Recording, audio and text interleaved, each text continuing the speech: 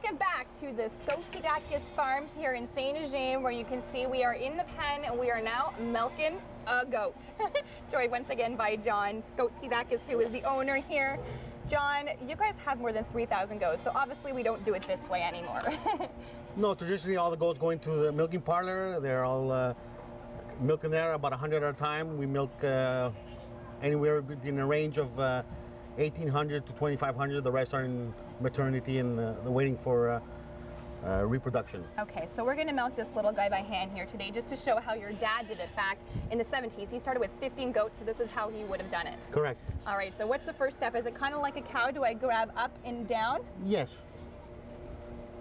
No, it's kind of she won't kick. Okay, she won't kick me. Kind of like... Oh, okay, so... Squeeze. Up. She's kind of finicky here. She's not normally milked at this hour, right? She's already been milked? Correct. So... What? Apparently I'm terrible at this. Okay, show me again. Up and squeeze. Oh, are you sure she's not going to kick me? Okay.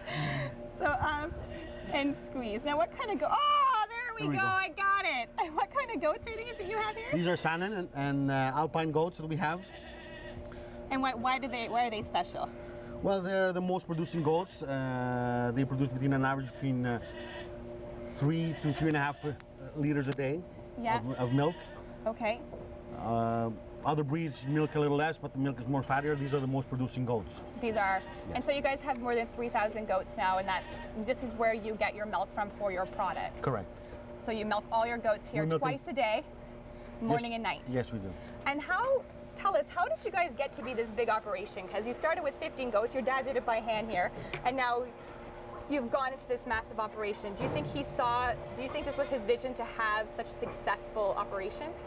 I think it was. He always wanted to be he came in Canada in 1963 and worked in Montreal for several years. In the late 70s, he bought this farm here, 300 acres. There was nothing here. He bought goats from the US, brought them in, started milking. The reason why we got into the dairy products, we didn't know what to do with the milk, so he started making feta cheese and yogurt. And the rest is history. From there.